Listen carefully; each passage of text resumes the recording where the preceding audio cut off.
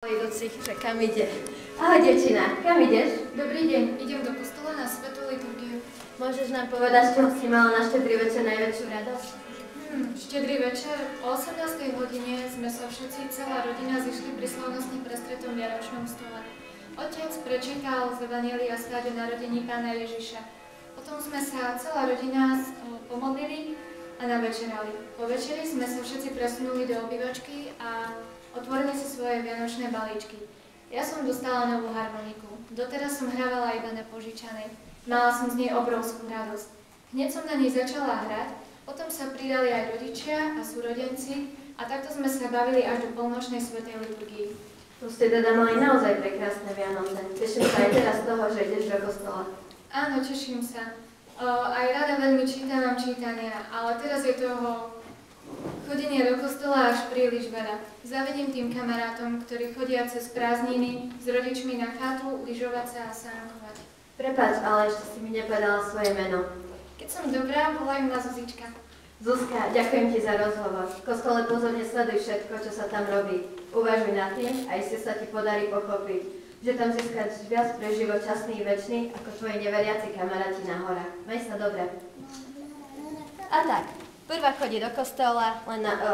Prvá, my chodíme do kostola len na Vianoce. Druhá, my chodíme len keď sme u babky na dedine. Lebo čo by babka povedala? Ľudské ohrady. Tretia, aj chodí, ale presvedčenia v tom niet. Koľkým ľuďom stačí len tá škrupina z Vianoc. V podstate, čiže jadra veci nepreniknú. Teraz by som chcela zastaviť nejakú mamku a opýtať sa jej na včerajšie dojmy z večera. Akú radosť mali deti, keď rozbalovali vianočné darčeky. Hej mamky, počkajte. Ja som reportérka. Rada by som vedela, akú radosť mali vaše deti včera z vianočných darčekov. To ani nespomínajte. Po celý rok majú toľko hračiek, jedál, šiat. Už sa z toho ani nevedia tešiť. Keď sme boli malí, všetko bolo ináč. Darčeky, pomaranče, to bolo všetko zriedkavé a preto aj veľmi vzácne. Ako sme sa z toho tešili. Veru, je to pravda. Už ma z toho všetkého bolela hlava. Rozmýšľa, čo ešte nemajú, z čoho by mali radosť. Chodiť po obchodoch a dávať pozor, kedy príde tovar. Deti to berú ako samozrejmosť. No nie. Aj keď už stihnem niečo kúpiť, nech to ukryjem kdekoľvek, vždy to nájdu a potom to pod stromčekom nie je nejaké prekvapenie. Je to zvláštne. Ani jedni, ani druhí nie sú spokojní. Obyčajne sú sklamaní jedni i druhí. V čom je príčina? Ak dovolíte, pokúsim sa vám to vysvetliť. Mám 4 deti. Častejšie som sa zamyslela nad tým, prečo sme na Vianoce pri rozbaľovaní darčekov dosť často sklamaní. Prišla som na toto. Úprimne sa radujeme, len keď sme veľmi milo prekvapení. Takto prekvapiť deti sa nám podarí, keď sú malé. Tie väčšie už všeličo vedia, na všeličo prídu, objavia. Vedia, že darčeky nenosí priamo Ježiško, ale že ich posiela prostredníctvom rodičov. A preto si želajú ešte väčšie a drahšie dary. Ale to sa nedá. To konečne nie je ani cieľom Vianoc. To by bol veľký omyl. Aspoň pre nás, kresťanov, je dôležité, aby sme si... Aspoň pre nás, kresťanov, by mali vianočné darčeky pripomínať iba skromné rozpomienky,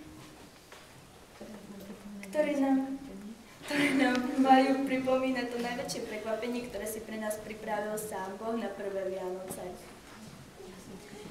V jasličkách prichádza sám Boh a Stvoriteľ. Stáva sa našim bratom a spasiteľom. Jedine tomuto by sme sa mali najviac radovať. Ďakujem vám za odpoveď. Pekne ste to povedali. Máte skutočnú pravdu. Netreba sa natoľko zháňať za všelijakými darmi, ani od nich očakávať vianočnú radosť. Tie dary majú byť iba náznakmi, ktoré nás upozornia na ten najväčší dar, ktorý pre nás pripravil sám Pán Boh a ktorý je pre nás tým najväčším prekvapením. Aj vás, milí chlapci a dievčatá, vianočné darčeky, ktoré ste včera dostali, priviedli sem k jasličkám. Nebuďte preto smutní. To sa na Vianoce ani nepatrí, že ste pod stromčekom nenašli to alebo ono. Že kamarát či kamarátka dostali viac. Darčeky aj tie najmenšie nám pripomínajú to najväčšie prekvapenie, ktoré nám všetkým pripravil nebeský Otec. Máme sa z čoho radovať. A túto vianočnú radosť teraz prejavíme vianočnými piesňami, ktoré ste Ježiškovi pripravili. Veď ten istý Pán Ježiš sa narodil v Betleheme, je tu s nami vo sviatosti oltárnej.